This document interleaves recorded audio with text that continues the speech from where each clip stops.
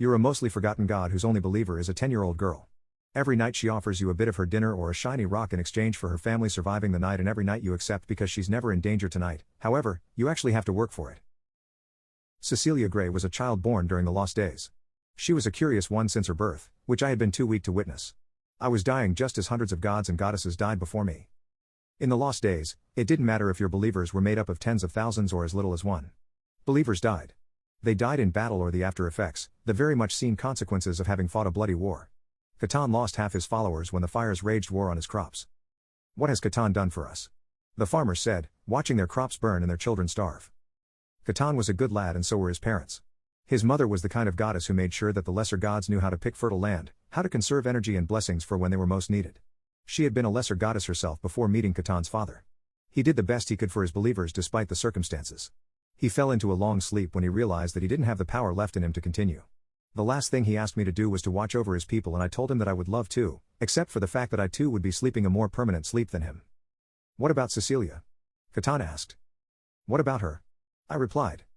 So Catan slept and I inched closer to death until my question was answered. I woke up to a rock. It wasn't anything special, it wasn't rose quartz or diamond or ruby or emerald, but it was polished. It had a prayer attached, as all tributes did. I pray to you, Lenus, god of homes. Please let my family live to see tomorrow. A simple wish. Cecilia Gray was the youngest of 8, her family were farmers, Catan was always aware of the farmers, and her father had been murdered in a raid a few weeks ago. He left behind 5 daughters and 3 sons. The sons were young, his 3 eldest were all daughters. It was rumored that there would be another raid soon, and so Cecilia Gray sought out anyone or anything that could help. I watched over their family the first night and there was no trouble, no raids. I watched Cecilia throughout the night as she tossed and turned, waking at any noise. I burned a little energy to do the same. Though Cecilia called me the god of homes, I was a lesser god and to no specific name. I had few talents, but staying awake was something any god could achieve with even a tenth of a tribute. When she did manage to fall asleep, the sun woke her up and she immediately set out for the quarry. She spent half the morning looking for the right rock, though who could have told her that the shape and size hardly mattered, and she spent the rest of the morning polishing the thing. By lunch, because she skipped breakfast, she sent another prayer. The same as the last night. I pray to you, Lenus, god of homes. Please let me family live to see tomorrow. Granted, I thought. I burned her energy, staying awake, watching the horizon for signs of attack. None happened and Cecilia slept a little more soundly through the night. Now I had nearly 2 days of energy to burn and live, adding to my stockpile of barely a week. Days passed and I collected the energy, praying to Cecilia myself that she wouldn't forget to make the wish. She never did. A month passed and I was that much stronger now. With more energy to spare, I could afford to establish a few rules on her home. If I spent enough time in one location, I could spend energy to fortify its defenses. The returns were marginal, but it could buy a day at most, but that was years off. Currently, I could spend all of my energy to protect Cecilia and her family for at most an hour. Cecilia spent most mornings collecting rocks and sleeping throughout the night.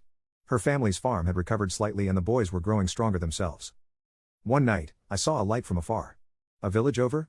Closer than that? I saw plumes of smoke follow shortly after and I knew it to be trouble. I burned some energy right away, 10% of it if I had to guess. I shook the home and fortified its walls so that it could at the very least withstand a battering ram or the blast of a trebuchet. This woke Cecilia, who still slept lightly, better, but lightly yet. She stayed still in her bed and the lights from the village over grew closer. I couldn't wake her, send her a message, or do anything to alert her. I was a lesser god after all. The lights grew closer and I realized there was one thing I could do. I took the rocks that Cecilia collected and rearranged them outside her home, closer to the path she took to get to the quarry. I inhaled, a deep breath before I burned the energy I had, all of it. Catan, I said. The Gray's farm have recovered and it's about time you perform your proper job. I've watched over Cecilia and now I pray to you to protect her and her family. Dying was a simple thing even for gods. Quite different than waking up or falling asleep, and I heard Catan's response when I slept permanently. I felt Catan's power rush through the land, he split the ground apart, the raiders falling through, their light dying the same way I did. Cecilia would wake up the next day and find a message waiting for her. Thank you.